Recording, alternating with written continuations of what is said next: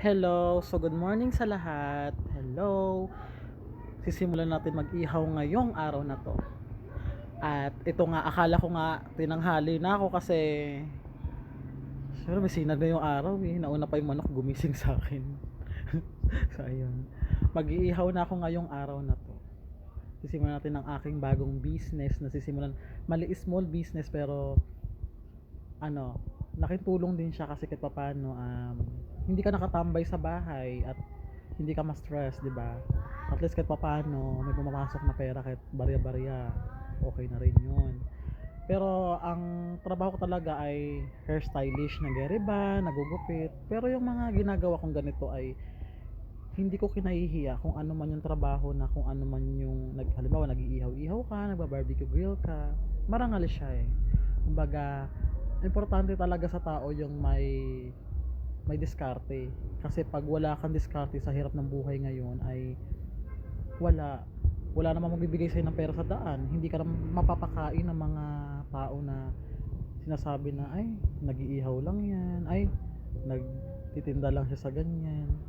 Kasi pag ganun lagi ang thinking natin, lagi talaga tayo mapapangunahan ng takot at kaba sa sarili. Pero kung iisipin nyo, wala naman silang inaambag sa buhay natin eh. Kumbaga, ang kailangan lang natin, hindi ko to sinasabi dahil may kaaway ako wala akong kaaway. Sinasabi ko lang kasi minsan, yung mga tao kasi kaya napapanghinaan ng loob, nabubulol na ako. Kasi dahil iniisip nila pag nagtinda sila ng ganun ay baka maliitin sila kung ano man yung sasabihin ay titinda lang ng ganyan tapos diba, pero sa akin hindi, wala akong pakailam.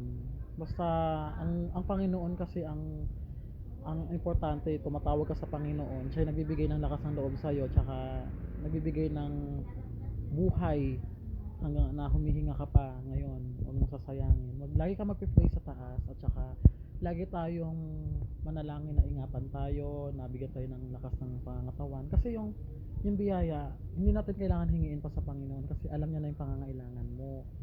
Ang hingiin natin sa Diyos ay yung malakas sa pangangatawan at malayo sa lahat ng kapahamakan. So, ayun lang po. Bless po sa ating lahat. Sama-sama tayong mabuhay, mga Pilipino. Ayan.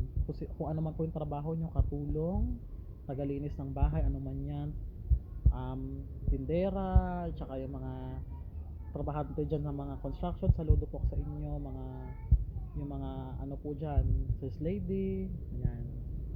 Ingat po tayong lahat. God bless po. Sana po ay nasa maayos ng kalagayan palagi.